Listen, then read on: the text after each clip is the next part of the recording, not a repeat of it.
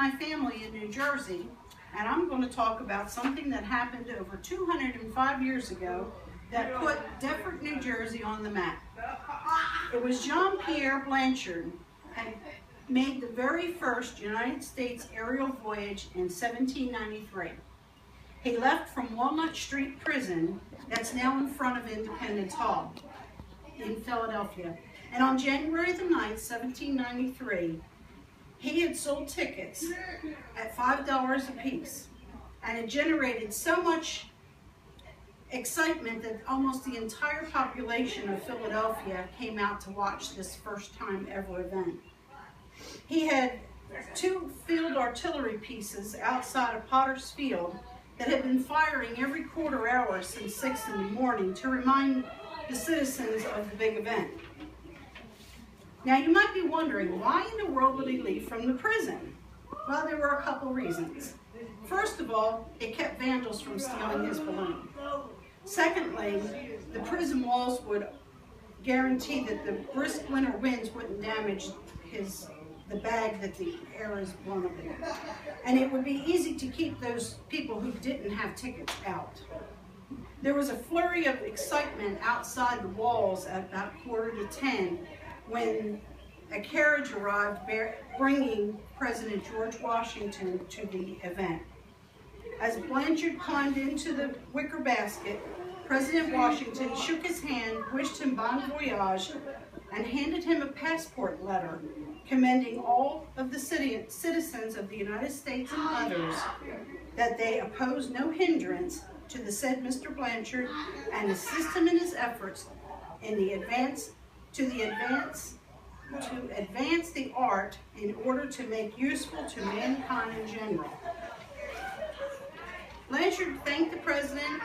The artillery battery fired another final farewell, and he threw out the ballast and let go of the restraining ropes, and he lifted gently skyward. He held his hat in one hand and a flag in the other, and the entire crowd watched with open mouths.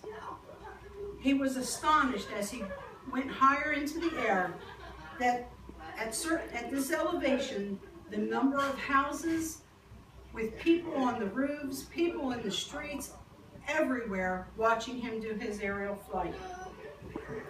Mindful that he intended to be the first aeronaut scientist, Blanchard became the first test pilot in America by performing a number of experiments along his flight.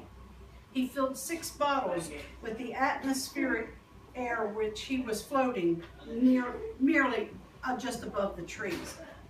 He took his pulse with a pocket watch. He weighed the pounds of certain rocks, and he observed the weather. Now you can only imagine how the farmers felt when they saw this hot air balloon, never seen before, come floating down with a human being in it in the fields near Woodbury, New Jersey.